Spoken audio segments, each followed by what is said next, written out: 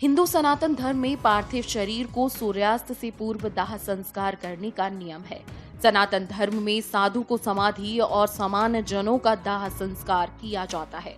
इसके पीछे कई कारण हैं। साधु को समाधि इसलिए दी जाती है क्योंकि ध्यान और साधना से उसका शरीर एक विशेष ऊर्जा और ऑरा लिए हुए होता है, इसलिए उसकी शारीरिक ऊर्जा को प्राकृतिक रूप से विसरित होने दिया जाता है।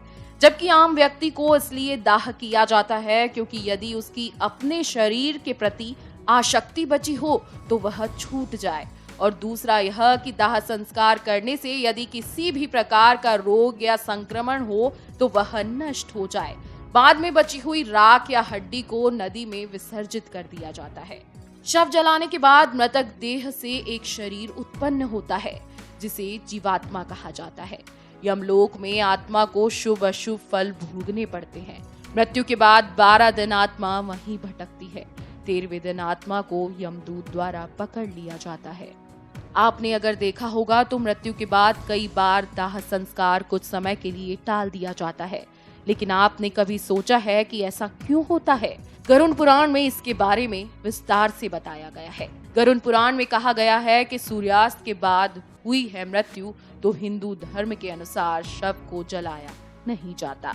इस दौरान शव को रात भर घर में ही रखा जाता है और किसी न किसी को उसके पास रहना होता है। उसका दाह संस्कार अगले दिन किया जाता है। यदि रात में ही शव को जला दिया जाता है तो इससे व्यक्ति को अधोगति प्राप्त होती है और उसे मुक्ति नहीं मिलती। ऐसी आत्मा असुर, दानव अथवा पिशाच की योनि में जन्म लेती है। यदि किसी व्यक्ति की मृत्यु पंचम काल में हुई है तो पंचम काल में शव को नहीं जलाया जाता। जब तक पंचम काल समाप्त नहीं हो जाता तब तक शव को घर में ही रखा जाता है और किसी न किसी को शव के पास रहना होता है। गरुड़ पुराण सहित कई धार्मिक ग्रंथों में उल्लेख है कि यदि पंचम में किसी की मृत्यु हो जाए तो उसके साथ उसी के कुल खानदान में 5 अन्य लोगों की मौत भी हो जाती है। इसी डर के कारण पंचम काल के खत्म होने का इंतजार किया जाता है। परंतु इसका समाधान भी है कि मृतक के साथ आटे, बेसन या कूश यानी सूखी घास से बने 5 पुतले अर्थी पर रखकर इन 5 का भी शव की तरह पूर्ण विधि विधान से अंतिम संस्कार किया जाए। ऐसा करने से पंचम दोष समाप्त हो जाता है। यदि कोई मर गया है परंतु उसका दाह संस्कार करने के लिए उसका पुत्र या पुत्री समीप नहीं है, कहीं दूर है, तो उनके आने का इंतजार किया जाता है। तब तक शव को घर में ही रखा जाता है और किसी न किसी को शव के पास रहना ही होता है। कहते हैं कि पुत्र या पुत्री के हाथों ही दाह संस्कार होने पर मृतक को शांति मिलती है, अन्यथा वह भटकता रहता है। अब आप सोच रहे होंगे कि शव को अकेले क्यों नहीं छोड़ना चाहिए। इसके बारे में भी गरुड़ पुराण में विस्तार से बताया गया है। गरुड़ पुराण के अनुसार शव को अकेला छोड़ दिया जाए तो उसके पास लाल चींटियां या अन्य कोई नरभक्षी रेंगने वाली प्राणी या पशु आकर शव को खा सकता है। गरुड़ पुराण के अनुसार यदि शव को अकेला छोड़ दिया जाए तो उसमें बदबू आने लगती है। रात में मृतक शरीर को अकेला छोड़ दिया जाए तो आसपास भटक रही बुरी आत्माएं भी उसके शरीर में प्रवेश कर सकती हैं। इससे मृतक के साथ साथ परिवार को भी संकट का सामना करना पड़ता है। शव को इसलिए अकेले नहीं छोड़ा जाता क्योंकि मृतक की आत्मा वहीं पर रहती है। जब तक उसका शरीर जल नहीं जाता तब तक उसका उस शरीर से किसी न किसी रूप में जुड़ाव रहता है। साथ ही वह अपने परिजनों को भी देखता है।